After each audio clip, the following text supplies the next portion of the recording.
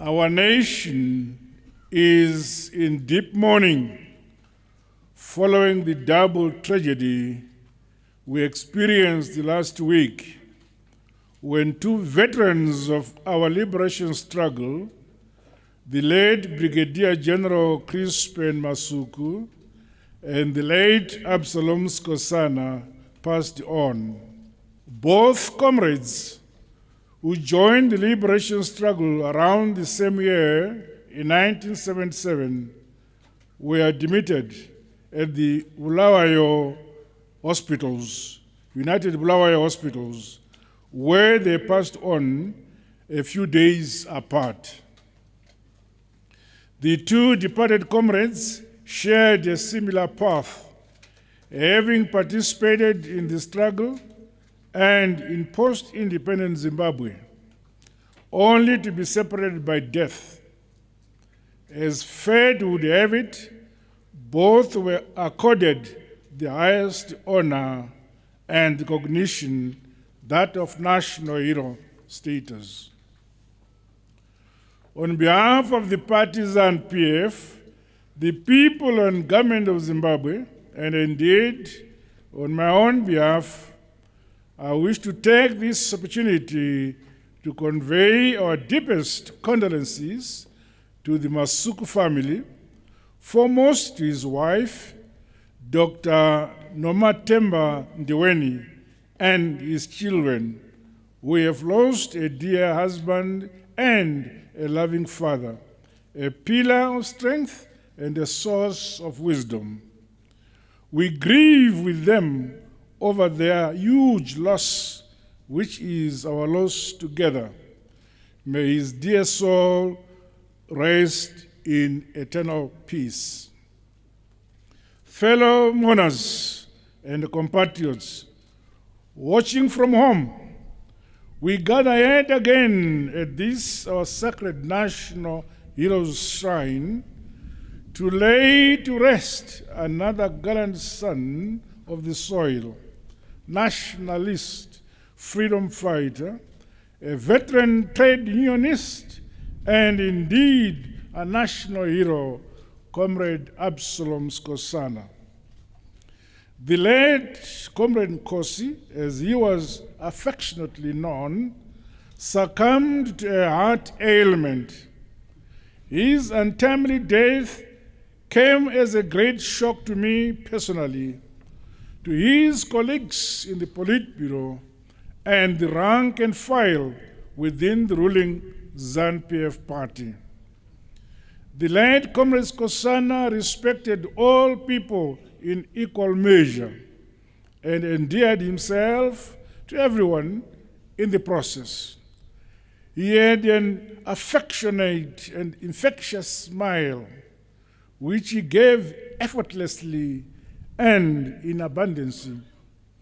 It is difficult to come to terms with the fact that we will never see that smile again. We have lost a very humble man, a party stalwart, patriot and disciplined cadre who saved his party and the country with uttermost loyalty and unparalleled devotion. He has left a deep void within our party and nation. We will be all the poorer without him.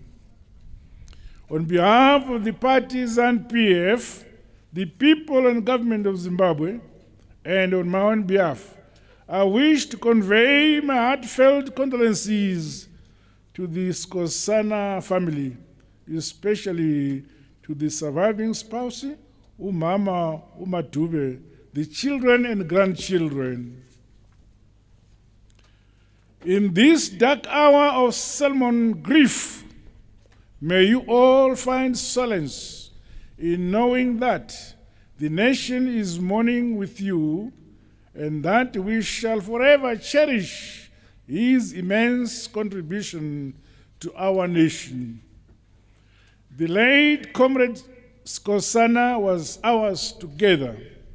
He belonged to the larger family of his comrades in arms from the liberation struggle and of his fellow Zimbabweans in general.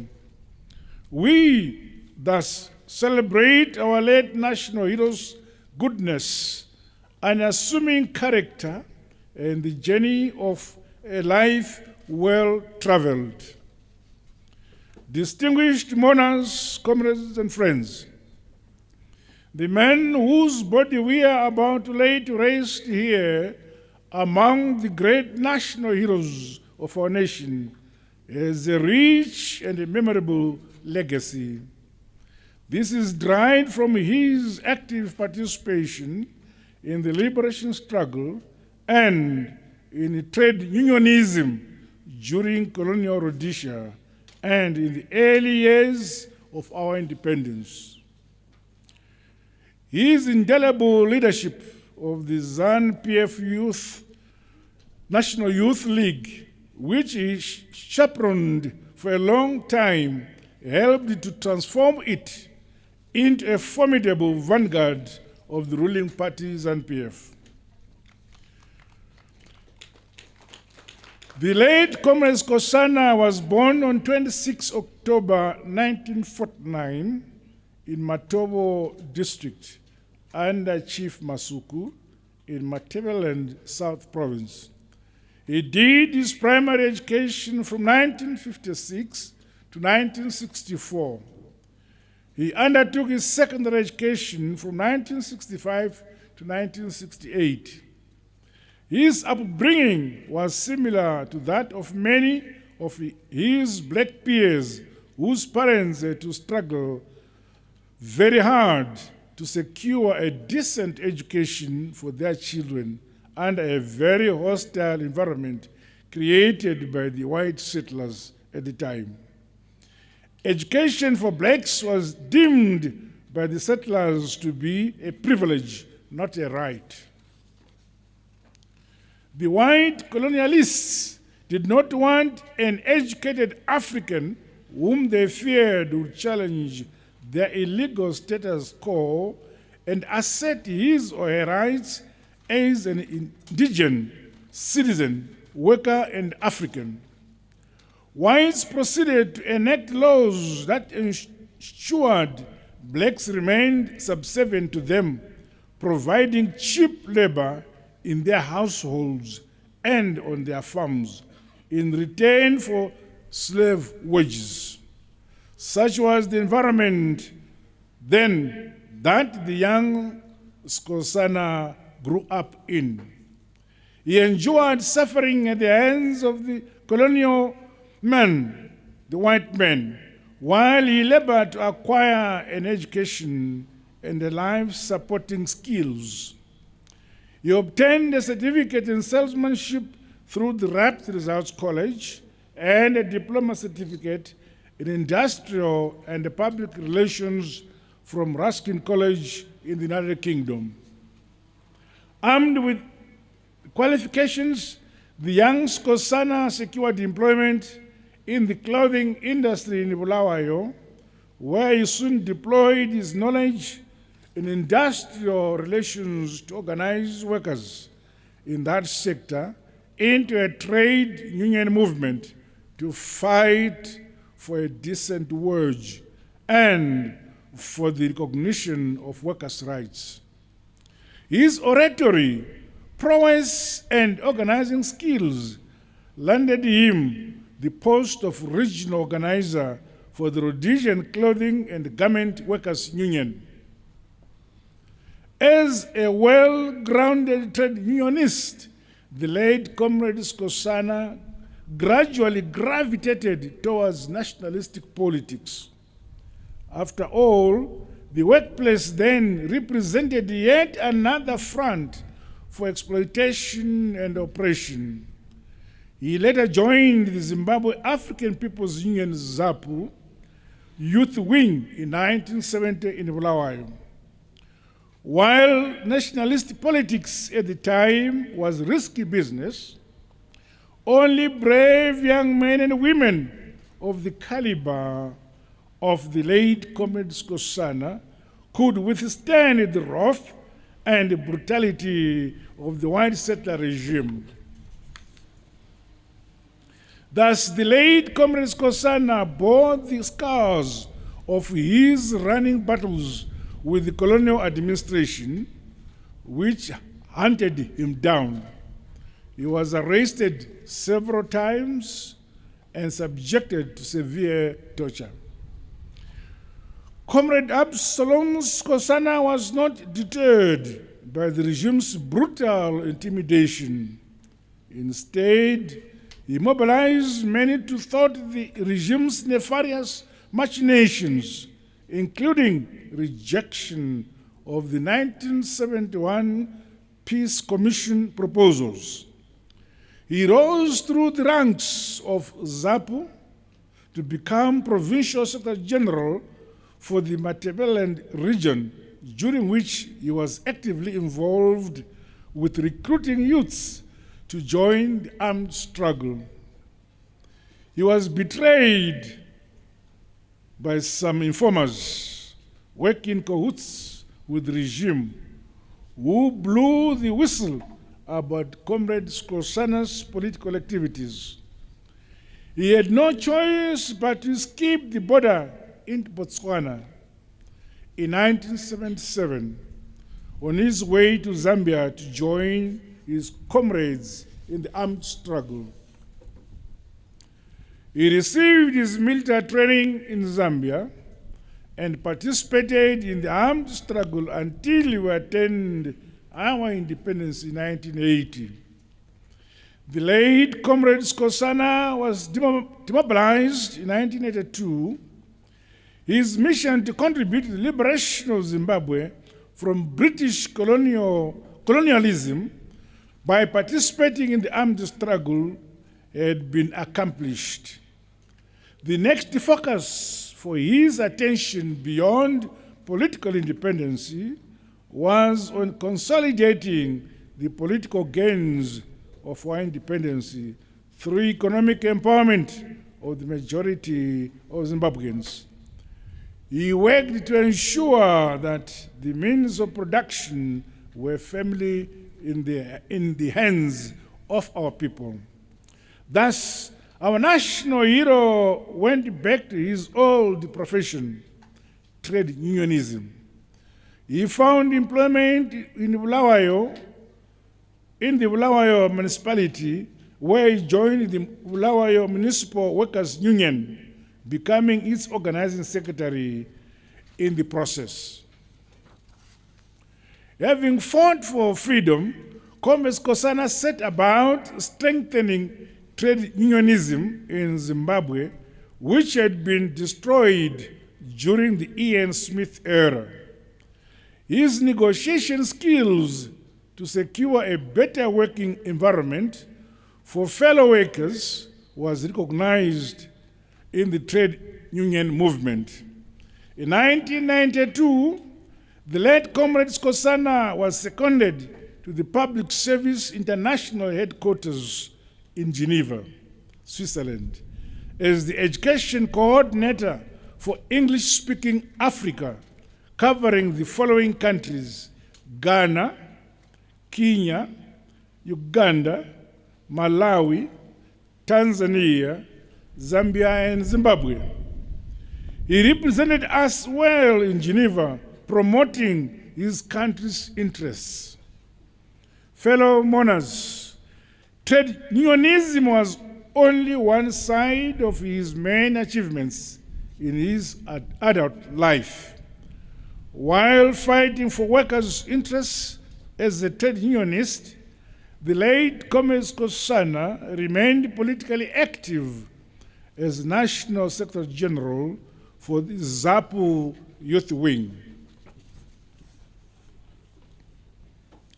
Following the 1987 Unity Accord between PF, ZAPU, and ZANU, the late Cde Sikhosana set about actively participating and influencing the newly reconstituted ZANU-PF party to broaden and streamline its party structures to accommodate the unity ethos. He served as a board member in the editorial council of the party's Zimbabwe news publication. His passion was working with the youths, sharing experiences he acquired during his participation in the liberation struggle. It is no wonder that the late Cde Sikhosana spent many years between 1989 and 2014 serving within the Youth League. During this period, he served the Youth League with other distinguished luminaries of our nation, such as late Comrade Ernest Kadungure, late Comrade Josiah Tungamirai.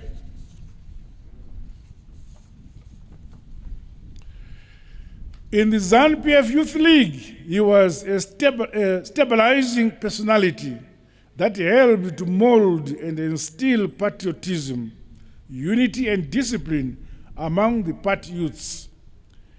His clarion call to the youths as the vanguard of the revolution was to remind them that political independence without economic freedom was hollow. Hence, he kept driving the point that youths have a key responsibility to participate in all sectors of the economy for sustainable development, which leaves no one behind. A principled and loyal cadre, he served persistently and consistently and never wavered. The late Cde Sikhosana was a fearless and selfless cadre who put the interests of the party and country ahead of his own interests. He cherished peace, unity, and development, both in the party and the nation as a whole. Thus, he was appointed acting chairman of Bulawayo province to lead the party during the restructuring exercise until a substantive chairman of the province has been elected. We knew he was equal to the task. He was a unifier who commanded the respect of the province and beyond. His departure is a loss to the party and our nation. I challenge the youth to emulate the exemplary character of servant leadership exhibited by our late national hero, Cde Sikhosana. To those in the trade union movement, I exhort them to take a leaf from the trade unionists of yesteryear by always putting the national interests and the workplace harmony ahead of anything else as they represent the workers.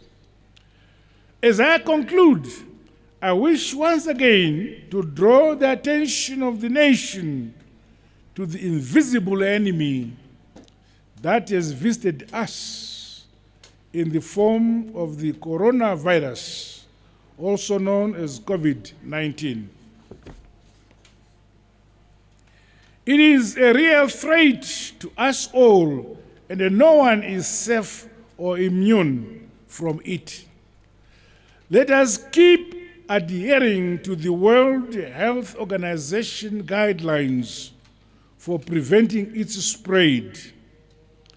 I want to end my remarks by reminding us to remain united and to keep the peace we are enjoying.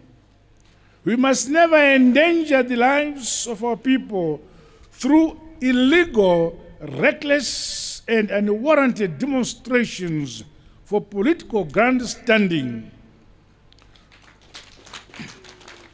We are one people, one nation, one Zimbabwe. To the late Comrade Absolom Sikhosana, I want to say, go well, son of the soil. You played your part during the liberation struggle and after independence. You ran a good race, you fought a good fight, and you kept the faith. Hamba kahle, son of the soil, rest in internal peace, our resolute comrade. Famba zvakanaka comrade Sikhosana, lala ngokutula qawe la maqawe. God bless you all. God bless Zimbabwe. I thank you.